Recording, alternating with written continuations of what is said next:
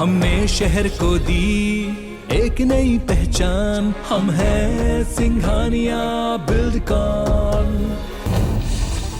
आज बजट सत्र का समापन हुआ। इस दौरान लोकसभा अध्यक्ष ओम बिरला ने कहा कि इस सत्र में सभी सदस्यों ने देर रात तक बैठकर सदन की कार्रवाई में हिस्सा लिया। कुल 13 विधेयक पारित हुए हैं। 5 विषयों पर अनुदान मांगों पर चर्चा हुई।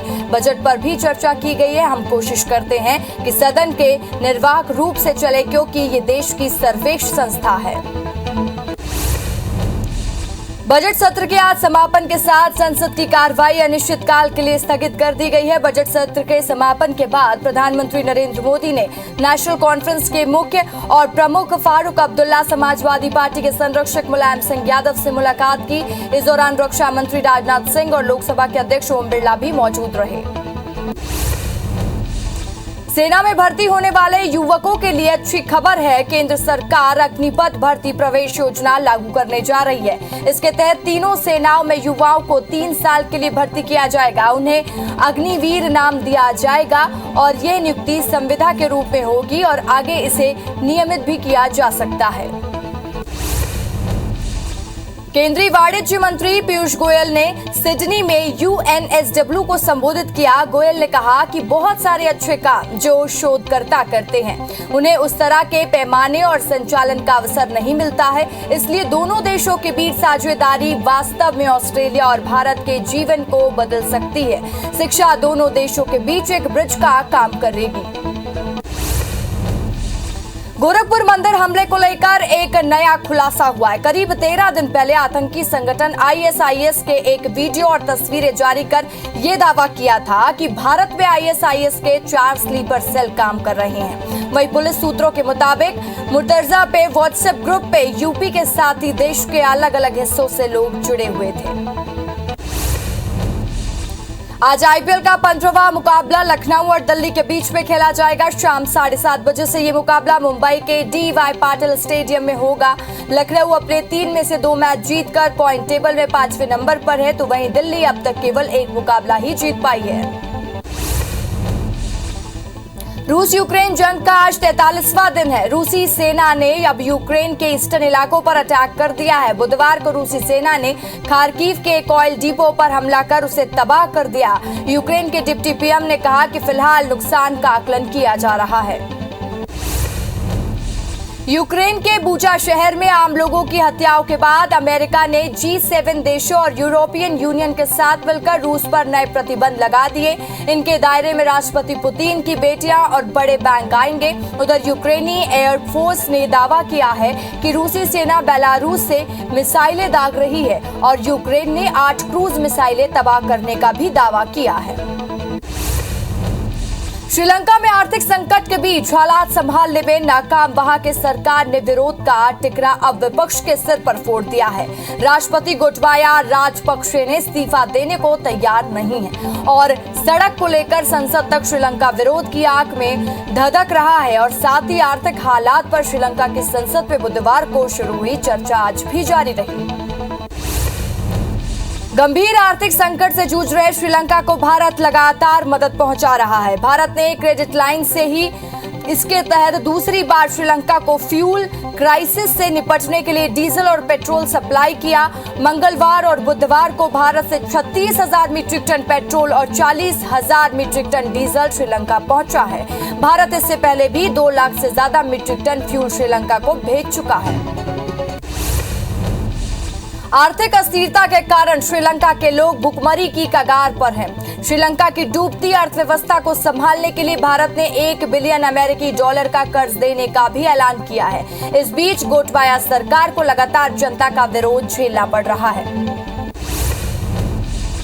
आज विश्व स्वास्थ्य दिवस है। हर साल 7 अप्रैल को विश्व स्वास्थ्य दिवस के रूप में मनाया जाता है। इस दिन लोगों को फिट रहने, हेल्थ को लेकर जागरूक किया जाता है। दरअसल 7 अप्रैल 1948 को विश्व स्वास्थ्य संगठन यानी WHO का गठन हुआ था और इस दिन की याद में पहली बार 7 अप्रैल 1950 को विश्व स्वास्थ्य दिवस मनाया गया। प्रधानमंत्री मोदी ने ट्वीट करते हुए विश्व स्वास्थ्य दिवस के अवसर पर देशवासियों को बधाई दी। उन्होंने लिखा, सभी को अच्छे स्वास्थ्य और कल्याण का आशीर्वाद मिले। आज का दिन स्वास्थ्य क्षेत्र से जुड़े सभी लोगों के प्रति आभार व्यक्त करने का भी है।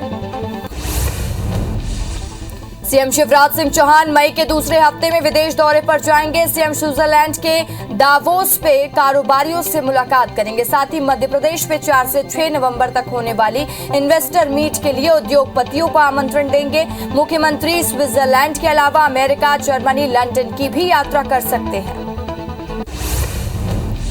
केंद्रीय मंत्री प्रहलाद पटेल खैरागढ़ के चुनावी दौरे पर इस दौरान उन्होंने कहा कि जल जीवन मिशन के तहत 4 गुना अधिक पैसा दिया।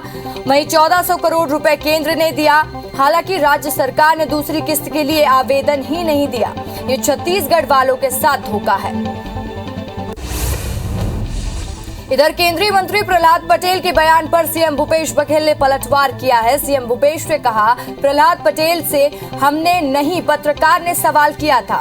2500 रुपए में धान खरीदी पर कहा था राज्य को दिवालिया बना रहे हैं और हम समर्थन मूल्य पर खरीद कर किसानों को अतिरिक्त बोनस दे रहे हैं। केंद्र सरकार ने जो आदेश जारी किया है, भाजपा नेता ये बताए कि वो उसका समर्थन करते हैं, ये विरोध करते हैं। केंद्रीय मंत्री प्रहलाद पटेल के राज्य को दिवालिया बनाने वाले बयान को लेकर तूल पकड़ता ही जा रहा है ये मामला। रायपुर में कांग्रेस ने केंद्रीय मंत्री प्रहलाद पटेल के बयान के विरोध में आज जिला कांग्रेस कार्यालय के सामने पुतला फूंका है। साथ ही प्रधानमंत्री नरेंद्र मोदी के खिलाफ नारे भी लगाए। राज्यसभा सांसद सरोज पांडे ने सीएम भूपेश बघेल को पत्र लिखा। सांसद सरोज पांडे ने स्कूली छात्रों को पानी बोतल और चप्पल देने की मांग की है। सरोज पांडे ने पत्र में लिखा है, जब तक आखिरी में बच्चे के पाँव में चप्पल नहीं होगी तब तक ये अभियान जारी रहेगा। छत्तीसगढ़ में स्कूल छात्रों को लेकर सरकार ने एक आदेश जारी किया है। 15 अप्रैल के बाद छात्रों का स्कूल जाना अनिवार्य नहीं रहेगा। छात्र अपनी इच्छा से स्कूल जा सकते हैं। बढ़ती गर्मी को लेकर सरकार ने ये फैसला किया है। वहीं स्कूलों में शिक्षकों की उपस्थिति अनिवार्य रहेगी। ये नियम केवल सरकारी स्कूलों पर ही लागू होंगे। गृह मंत्री नरोत्तम मिश्रा बाबा महाकाल की नगरी उज्जैन पहुंचे, जहां महाकालेश्वर मंदिर में गृह मंत्री नरोत्तम मिश्रा ने बाबा महाकाल के दर्शन किए। साथ ही भक्तों के साथ पूजा अर्चना की और प्रदेशवासियों की खुशहाली की कामना की। जबलपुर हाईकोर्ट ने एमपीपीएससी 2019 के प्रारंभिक और मुख्य दोनों परीक्षा परिणाम को निरस्त कर दिया है। संशोधित नियम 2020 को असंवैधानिक करार देते हुए हाईकोर्ट ने पुराने नियमों के मुताबिक फिर से रिजल्ट तैयार करने का आदेश भी जारी किया है। परिणाम को लेकर करीब 65 छात्रों की ओर से याचिका लगाई गई थी। एमपीटीईटी का पर्चा वायरल होने के मामले में व्हीकल ब्लोअर आनंद राय को हाईकोर्ट ने छत्तीसगढ़ के डीजीपी अशोक जुनेजा ने नवा रायपुर स्थित पुलिस मुख्यालय में सभी आईजी रेंज के अधिकारियों के साथ बैठक की, जिसमें प्रदेश की कानून व्यवस्था को लेकर चर्चा की गई। साथ ही चिटफंड कंपनियों के डायरेक्टरों की गिरफ्तारी, निवेशकों की राशि वापस, थानों में सीसीटीवी कैमरे समेत कई मुद्दों पर समीक्षा पर आवश्यक दिशा निर्देश दिए गए। बिलासपुर नगर निगम की आज सामान्य सभा है। निगम की इस सामान्य सभा में करीब 9 अरब का बजट प्रस्ताव पेश होगा। 64 एजेंडों का प्रस्ताव भी जारी होगा। साथ ही 194 करोड़ का बकाया ऋण माफ करने का प्रस्ताव भी रखा जाएगा। वही यूजर चार्ज में छूट भी उन पे मिल सकती है।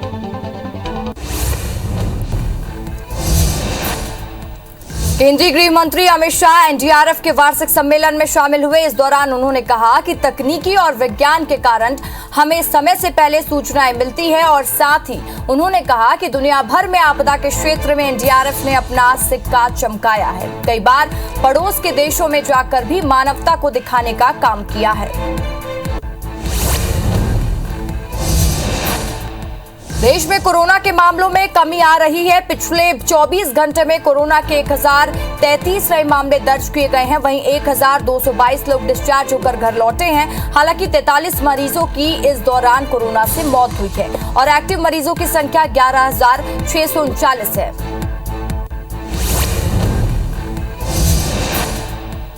मुंबई में कोरोना के 2 नए वेरिएंट ने दस्तक दे दी है। बताया गया है कि मुंबई के कप्पा वेरिएंट का एक मरीज पाया गया है। वहीं कोरोना के भी XE वेरिएंट से संक्रमित मरीज की पहचान की गई है। हालांकि नए वेरिएंट से संक्रमित मरीजों में कोई गंभीर लक्षण नजर नहीं मिले हैं और स्वास्थ्य मंत्रालय ने इसकी पुष्टि नहीं की है।